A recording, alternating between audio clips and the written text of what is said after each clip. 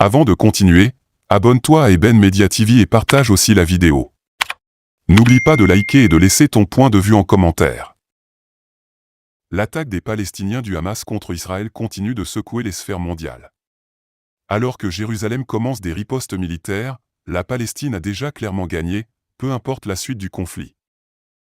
Tôt le 7 octobre, des militants palestiniens basés dans la bande de Gaza ont lancé une offensive surprise contre Israël baptisée Opération Al-Aqsa Flood, lançant des milliers de missiles tandis que d'autres groupes avançaient sur le territoire israélien.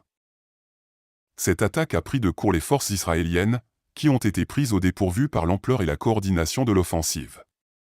Alors que des militants palestiniens se frayaient un chemin dans plusieurs communautés et installations militaires israéliennes, faisant prisonnier un certain nombre de soldats israéliens et saisissant du matériel militaire, les forces de défense israéliennes, FDI, ont riposté par des frappes aériennes contre la bande de Gaza.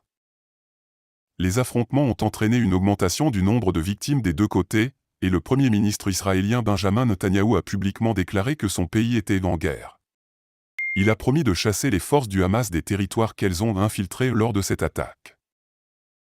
Le docteur Meir Elran, général de brigade à la retraite de Tsahal et chercheur principal à l'Institut d'études sur la sécurité nationale de l'Université de Tel Aviv, a souligné que cette attaque avait pris les forces israéliennes complètement par surprise. Il a admis que les renseignements israéliens n'avaient pas réussi à détecter les préparatifs des militants palestiniens, ce qui constituait un échec majeur pour les services de sécurité du pays.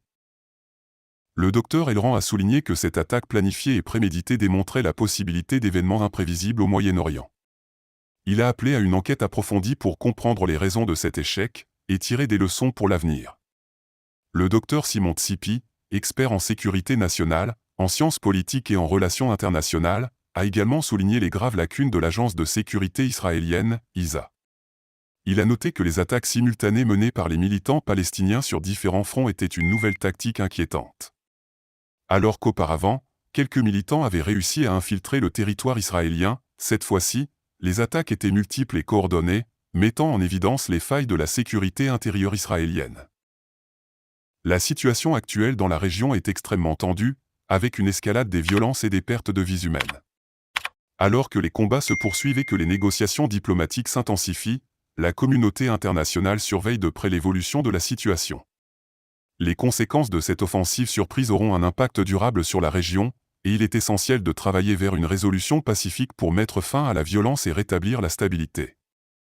N'oubliez pas de vous abonner et surtout de cliquer sur la cloche de notification. Likez la vidéo si ce n'est pas déjà fait. Laissez aussi votre point de vue en commentaire.